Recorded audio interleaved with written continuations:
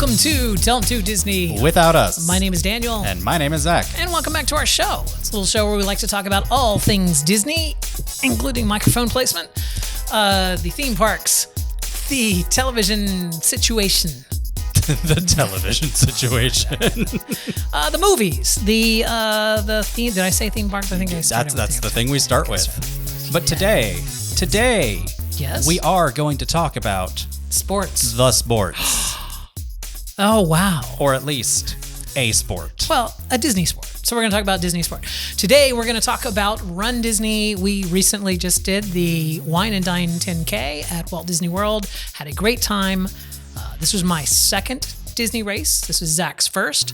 And so we have come up with a list of our 5 Run Disney race tips. Our top 5 Run Disney race tips. That we think you can benefit from if you've never done a Run Disney race before, or if you're planning on doing the marathon weekend in January, which, by the way, we will be doing that. We will doing the 10K and the marathon weekend for Autism Speaks will be who we're running for this time.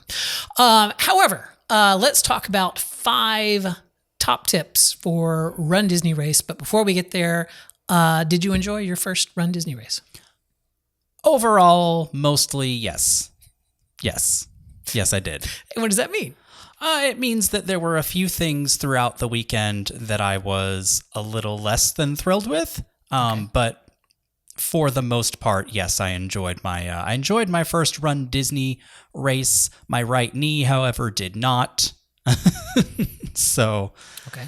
I am recovering. So what was it from a Disney perspective that you, because they couldn't control your knee. Right. Disney does not have the power to control your knee. So, wait, Disney can't control, and they can't put down a dome over the parks?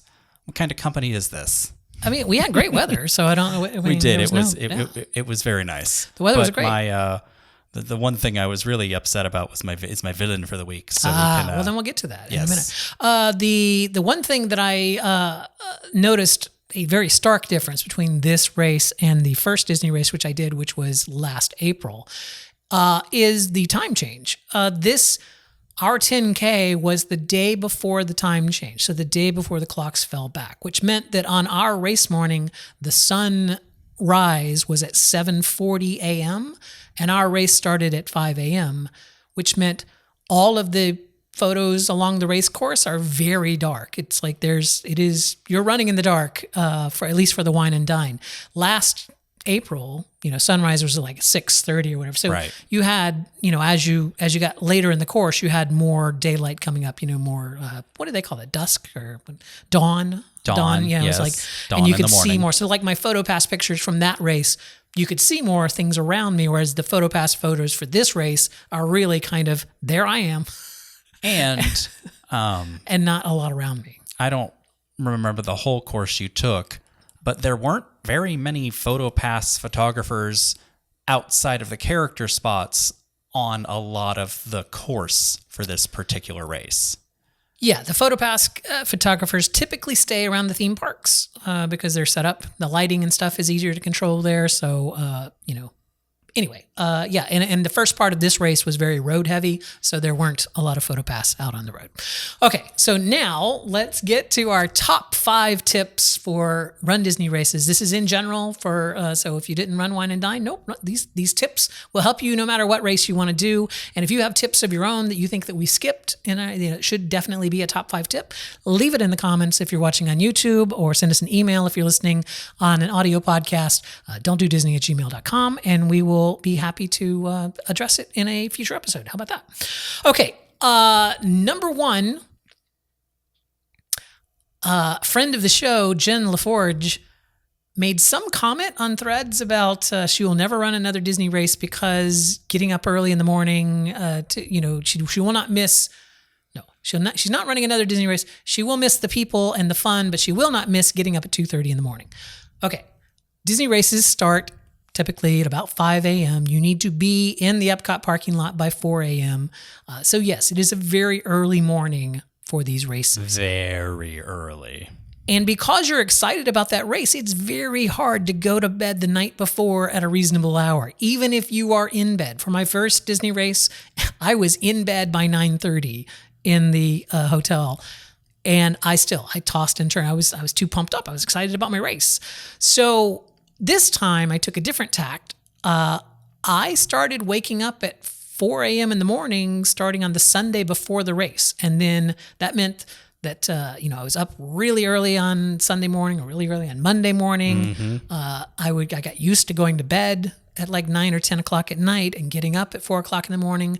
Several times when I did get up at 4, I would stay up for a few hours and then maybe take a nap before I got back up. But anyway, my point is I was about midday you'd crash. I was training myself to get up at 4 a.m. in the morning. And at least anecdotally, that made a huge difference because I was great on race day. I had plenty of sleep.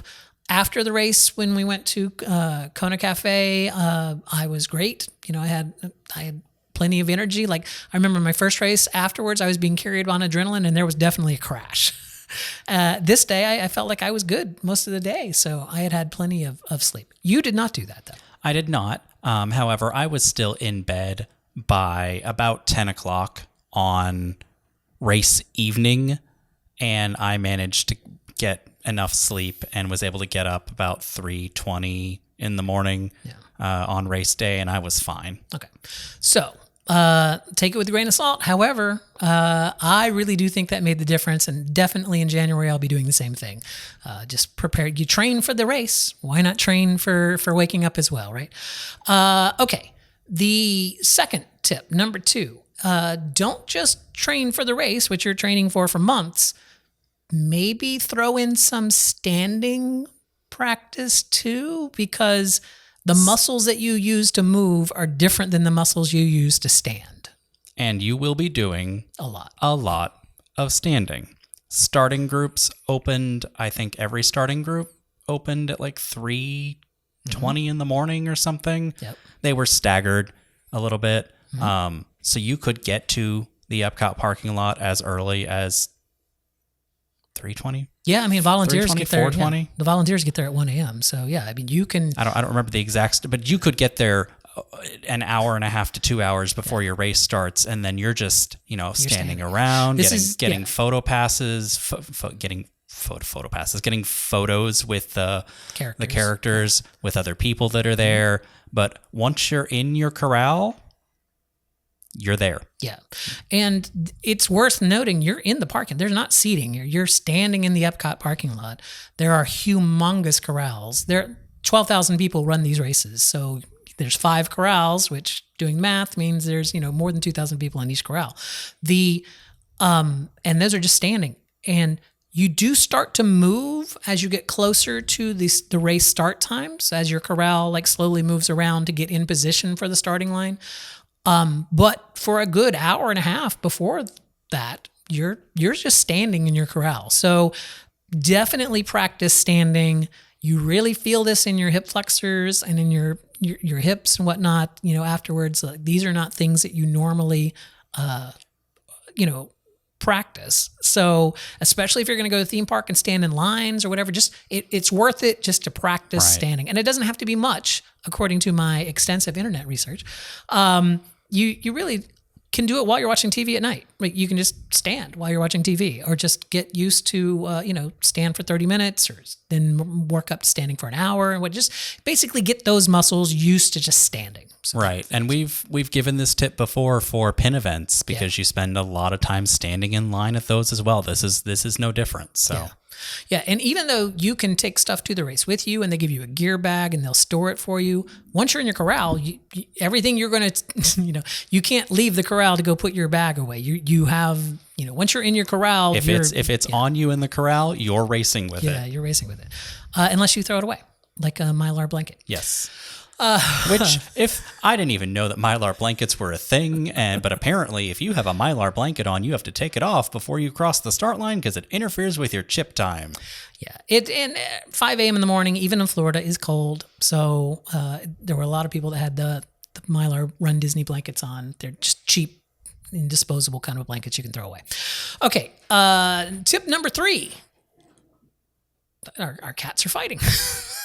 Tip number 3, you paid to come and do this race. And you paid good money. Run Disney races are not cheap. Yeah, for a 10K, you're going to pay about 150. Whereas if you were to do a 10K locally, even at your local big 10K events, you're not going to pay more than $40 or $50. So you're paying 3 times as much as running any other race, and it is worth it. It is a great race. They do a lot of things really, really well, and it's a super fun event. However, you paid to come and do this race, not to go to the theme park. So make this the time that you don't spend all day in the theme park the day before the race or the evening before the race. Just take that into account, is that a typical day at Walt Disney World for us is about 14,000 steps. You're going to be adding that on top of doing your 5K, your 10K, or your 10 miler, your half, your full. Yeah. So just kind of take it.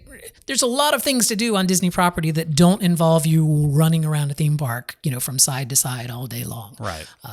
If you're going to go to dinner at a theme park, maybe consider going to dinner at one of the hotels. Right. Because any theme park that you're going to have a dinner reservation at, you've got to go into the theme, got to go through security, get into the theme park, walk through the theme park to get to the restaurant, blah, blah, blah. Whereas if you eat in one of the hotel restaurants, you just park in the hotel and you go to the restaurant, right? It's a much less taxing on your right. walking. Yeah. Save your theme park restaurants for after the race. Same thing with Disney Springs, because it's not as bad as the theme park, but some of those restaurants are a long way away from the parking garages. It's true. With the bus drop off, you could make it to right Chicken Guy. I think that's your option. Planet Hollywood, but why would you eat there? No one would want to eat there. Okay, so that was tip number 3. Tip number 4. Well, we're ripping through these, aren't we? Let's see. Yes. We're doing it. So, although you cannot know ahead of time which characters will be on your race course because they vary them from race to race. Yes. Make a list ahead of time of these are the characters that I absolutely positively will interrupt my race to get a picture with. Right. I see, I've seen twice now, huge lines for Chip and Dale on the race, huge lines for Mickey and Minnie on the race. And I'm thinking to myself, I can get Chip and Dale in any of the theme parks. I can get my photo with several Chip of the and Dale. resorts. Yeah. So I don't know. I wouldn't want to stop there and waste time to get my photo. However, Pluto, I will always stop for Pluto. So that's one of my lists, right? I will always stop to get a picture with Pluto. This time I had Phineas and Ferb or Agent P from the Phineas and Ferb on the list, and fortunately, Agent P was on the. I had Figment on my list, but he was only out for the half marathon, which made me sad. Yeah. But yeah, just kind of keep in mind, and you don't have to hold fast to it. Like I did see like Robin Hood and Little John on the, and I thought, do I want to get my pictures with them? Right. Maybe I do or not. But just kind of take it, just kind of keep in the back of your head, is this a picture I could get somewhere else? Right. Right. Because they do sometimes plumb the depths and pull out some of the very rare characters that you don't get to see very often. Yeah. I would say on this 10K, rare characters that were out, Robin Hood, Little John, Beast was out with Belle, Gaston was out, although you can get Gaston over in the Magic Kingdom. Tip number 5, now this is to address those of you who there should be a name for it. Like triskaidekaphobia is the fear of the number 13. There should be balloon lady phobia. There should be a name for fear of the balloon ladies, because when you're standing in the corral, you hear a lot of people talking about the balloon ladies. I hope the balloon ladies don't catch me. Or, I hope, I looked around. We were in Corral D. Mm-hmm. I looked around because I wanted to see these infamous balloon ladies. I had to look really hard and zoom in pretty far to get a picture of them because they were way back there. Yeah. So the balloon ladies, and if you don't know, the balloon ladies are the very last people to leave the starting line of any of the races that require a pace. And they are trained to walk in a 16-minute pace. So they 16-minute per mile pace. And there's cast members on bicycles and everything that keep them on pace and whatnot. So they're that's what they're going to keep that 16-minute a mile pace. If the balloon ladies pass you, you're in danger of getting swept. In other words, of them ushering you off the course and driving you to the finish line and letting you go on with your day. So you don't want to do that if you want to finish your race. If you want that finish line photo, you need to finish the race. Otherwise, you'll get swept. So a lot of people worry about that, and they get in their head that they need to maintain a 16-minute per mile pace. Like, I can't do a 10K because I can't do a 16-minute per mile pace. But unless you're in the very last group to leave, you don't have to worry about that 16-minute pace. The way that, like I said, there's 12,000 runners on these races, and the way they release them is in groups of several hundred. So, and there's a minute or two between each of those groups. So us in Corral D, we were maybe the third or fourth group in Corral D to go, and there was maybe one or two groups behind us. So immediately we have 9 minutes between us and the beginning of Corral E, which is where the balloon ladies are, and they're in the very back of it. So by all rights, we probably have a good 15, 20 minutes. 15 to 20 minutes at least on the balloon head start ladies. On the balloon ladies, which now completely changes your math. It's no longer a 16-minute per mile pace. You're only having to maintain a 19 or 20-minute per mile race. I mean, it's only a 6.2 mile course. So, 6 minutes ahead gives you an extra minute per mile of walking. Right. And pre-planning your character stops, especially if you're in one of those later groups in Corral E, means, you don't have to think about the balloon ladies as much because, you really only have to start that calculus if you see a character you want or if you really have to go to the bathroom. Right. So if you are worried about being swept, if you're a slower walker or you just feel that you really are worried about getting swept, even if you're in Corral E, the trick is to show up early so that you can get in the front of your corral. Right. So when you arrive in the parking lot in the morning and they usher you through security and they usher you to the area where you stage, there's big, huge lit balloons up in the sky that have A, B, C, D, E on them. You go to your balloon area, and it's just a huge area of the parking lot. And the sooner that you're in that corral, the further you are away from the closer balloon you ladies. are to the front. Yeah. So if you're in the front of Corral E, you still have probably a good 10, 15 minutes in front of the balloon ladies. So, you're good. Just don't worry about it. Just get there early and enjoy the race. It's supposed to be fun. So enjoy the race. Don't worry about the balloon ladies. They're very nice people. By the way, I feel bad for them because so many people are scared of them, but they're actually very nice people. The reason they're called balloon ladies, by the way, in case I didn't make that clear, is they carry balloons. That's how you know who they are.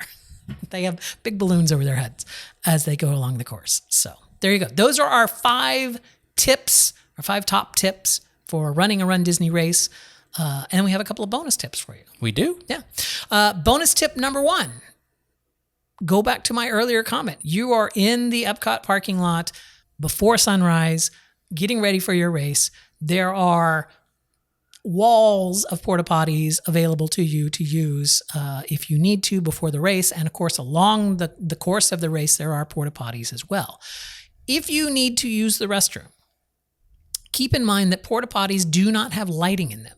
The only light that you're going to get inside of a porta potty is going to come in through those little top vents from whatever ambient light is outside, which is in this case is not going to be the sunlight. Or from your cell phone. Yeah. So it is dark inside those porta potties, and gentlemen don't always have the best aim on the best of days. So if you're someone that needs to sit on that seat in the porta potty, you don't necessarily know what you're about to sit in. So, however, you are running through theme parks, and those theme park bathrooms along your trail there are lit and open. So if you can at all hold out until you get to one of the theme park restrooms, you'll have a much better experience because they are not only lit, but they are also cleaned because there's people, the custodials in there cleaning them as you're in there. So it's just a better experience all around.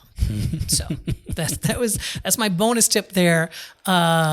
Because I was the first part of the race was kind of road heavy, and I was running, and I needed to use the restroom, and I was just like, These porta potties are just off to the side of the road in the dark. It's like there's no way I'm going to make it in there. So, fortunately, I made it into Hollywood Studios and was able to use that. There you go. Bonus. Not only a bonus tip, but more information than you needed to know.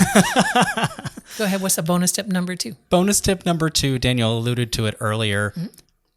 Have fun. Yeah. Run Disney races are meant to be fun, and while you can and I challenged myself to finish it, and I finished it through a knee that from my first run interval started to hurt and wanted to murder me. Run Disney races are supposed to be fun. Yep. This is not the Boston Marathon. Right. Yeah, you're not... And enjoy yourself, especially for the amount of money you paid. Don't get caught up necessarily in, I need to make such and such time. I mean, if that's your thing, that's fine. Yeah. But I don't feel like most people who go to Run Disney races are thinking like that. No. People are dressed in costumes. There's entertainment on the stage. There's DJs. There's marching bands. There's characters. There's all kind of things. Just enjoyed it. It's a great race. I mean, it is a very fun event. You will not meet a nicer group of people to run with. Everyone is super nice. Even coming up, foreshadowing my heroes section here, people are very, very nice along the race, and it's great. It's fun. So absolutely enjoy it. Don't worry about anything else. Just enjoy it.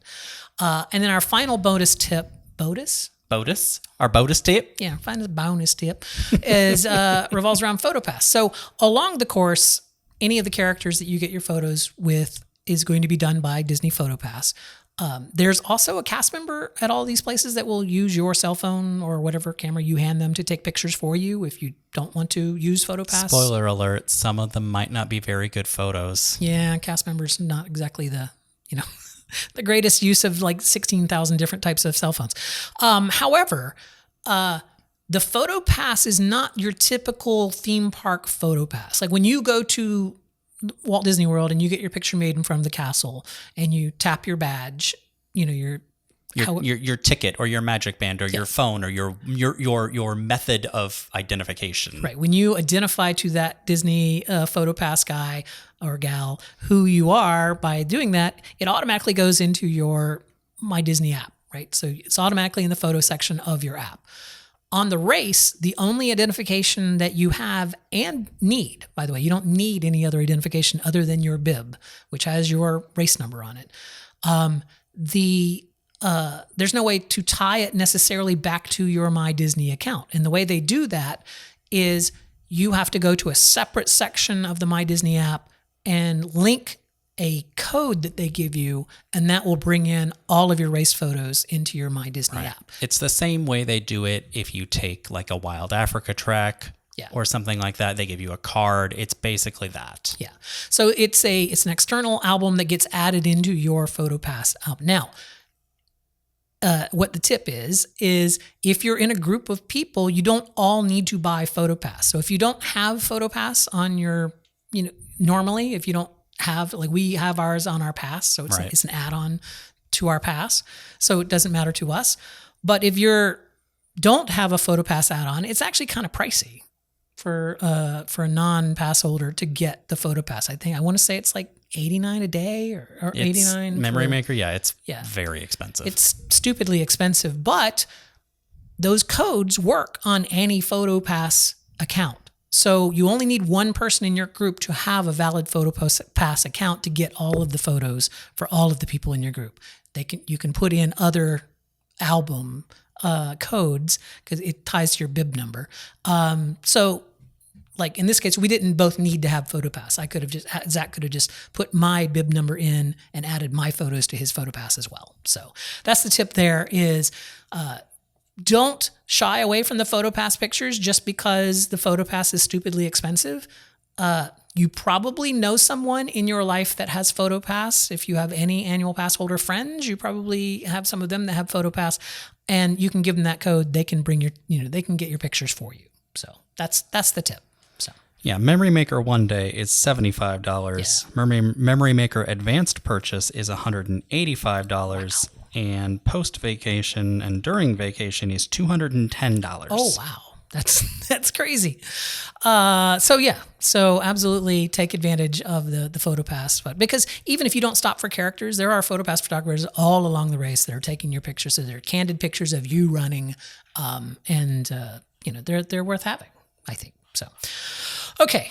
That is it for our tips. If you feel that we missed any tips, Right. Do you have tips for running runDisney races? Let us know. So we're going to be there in January running the Marathon Weekend 10K, just the 10K. Yes, we will not be doing Princess Weekend because we forgot that registration went on sale and missed it. Yeah. All right. So if you hear noises in the background, it's our cats because it's their feeding time and they desperately want their food. But also, we're going to do this first. They have a box downstairs that has treats in it. I think they're playing with that. Yeah. So let's just cut right to the end of the show like we always do. This is our heroes and villains. This is the thing that we like to do where we talk about, like a really good thing that happened and a really not so good thing that happened. Did you update that? Yes. Okay, so this is an even number show, so we're going to start with heroes. Yes. Okay. My hero is the Phineas and Ferb fans who were in front of me at the Agent P photo op. I had just gotten in line for my picture with Agent P at the 5.5 mile mark of the race. So right near the end, there were a bunch of people in front of me, and they announced that Agent P was going to be taking a break, going and fighting Dr. Doofenshmirtz, and that Phineas and Ferb would be coming out in a few minutes. And a lot of people in front of me were very excited about Phineas and Ferb and started asking if anyone wanted an Agent P photo, which is what I wanted. So I was able to get up there and get my Agent P photo by a bunch of very nice people that decided to wait for Phineas and Ferb instead of taking up Perry's time. So I got my picture with Agent P, which made me very happy. So thank you to all those people who let me do that. So those are my heroes of the week. You're a hero. My heroes were all the staff, the cast members, the volunteers, everybody who every 4 times a year gets together and makes these things happen. Yeah. There was some reporting that they got less than half of the volunteers that they were supposed to have. You could argue that is at least partially tied to the fact that Disney no longer gave out free admission for volunteers. But regardless, for the people who did show up, they deserve all the kudos and the thank yous, because that's a lot of early mornings and a lot of just giving up of your personal time, or for some people this is their job, but so thank you to everyone who helped put on this race and all the races and the expo, and just there's a lot that runDisney does that a lot of people never see. So yeah, and like I said, 12,000 runners per race it's hurting 12,000 cats. Yes, and they do a really good job of it. And that's specifically for our race. There were like 11,940 something people who finished. So yeah. Anyway, so those are here. My villain of the week. This was announced at my first race, and I was hoping to hear them announce it on this race, but they didn't. Or if they did, we couldn't hear them. You should always run on the left-hand side and walk on the right-hand side. And a lot of us do interval running where we run for a period of time and then walk for a period of time and run for a period. You should, when you're transitioning between running and walking, you should always raise your hand to let the people behind you know that you're about to either slow down speed up or slow down. Speed up. And then move to the appropriate side of the race course. If you're running on the left and you raise your hand because it's an interval, start moving to your right as you are raising your hand. Yeah, there was a lot of really tight areas on this race between Hollywood Studios. A lot of construction going on. And, that just exacerbated the problem where there was a lot of people walking on the left-hand side and kind of like walking as a group, just kind of like blocking the whole way. And kind of like we're in the theme parks when 2 people somehow take up the entire sidewalk. But, you've got runners behind you, so just keep that in mind. So we're light villains. They're more like LeFou or something. They're like villain sidekicks or something, not real villains. So my villain was actually the 10K course itself. And this is entirely due to my presuppositions about Run Disney races. Yep. You know, I know the marathon, obviously Walt Disney World is an enormously large property. It is. The full marathon takes you through all 4 parks. But guess what? In order to get to all 4 parks, you got to run on the roads in between them. Mm-hmm. I was expecting on a shorter course like this one, a little bit more time in the actual parks themselves. Whereas I feel like the majority of the race was on the roads surrounding Epcot and Disney's Hollywood Studios. Yes. With just a little bit of blink and you miss it, especially with studios, park time. Yeah. We took a very short, foray through. We came in from behind the Tower of Terror and left next to the Beauty and the Beast Theater. So it's like just that one little, 300-foot section of Hollywood Boulevard there, basically. Right. It was. So I was just a little disappointed in the course. We've looked up previous maps for the race, and it looks like they kind of cycle back and forth between various 10K courses. Yeah. So, I mean, I realize that you're always going to have some amount of road time. I just wasn't expecting as much road time. Yeah, we did. We didn't even do that much in Epcot on the 10K course. Right, we came in through the Skyliner, went around behind the UK Pavilion, came in right next to the bathrooms. Yep. And did a tiny little bit at the World Showcase, and then ran through the middle up through Creations. And it's worth mentioning that was just the 10K. The 5K was all through Epcot, and the half marathon that they did was. Also went through a lot more of the theme park. But for our case, our 10K. So basically what I'm hearing is if I want more park time, I have to run longer races. No, because my Monsters, Inc. 10K was a lot of Epcot. It's like that was the only park we did was Epcot, but we did almost all of it. Like we did, half the World Showcase and then went out the boardwalk and then came back and into the rest of the World Showcase. So, right. So, so just luck of the draw, I guess, on the course there. So. All right. Well, now you should be all psyched and ready to go run a Run Disney race. The next one coming up, Marathon Weekend, all sold out. However, one of our friends the other day got a marathon entry, so I guess it's worth going back to the Run Disney website and there refreshing. Might be registrations that pop up, or maybe there's a waiting list, or we'll have to ask him how he got that. So I think what happens is a good number of those tickets go to charities, and then as they're unable to fulfill them, they go back into the pool or something. Maybe I don't know. Regardless, if the next time that you can register for a Disney race is coming up in February. That's for the brand new Halloween race that's happening in Disneyland. We are going to attempt to make that happen, and hopefully they'll be running Oogie Boogie Bash at that time, so we can do that as well. Obviously, luck of the draw on both of those things. Yeah, but true. All right. If you would like to send us an email or leave a comment, please do so. If you're watching this on YouTube, you can leave a comment down below. Zach is really good at replying to them. If you want to send us an email, you can do so. don'tdodisney@gmail.com.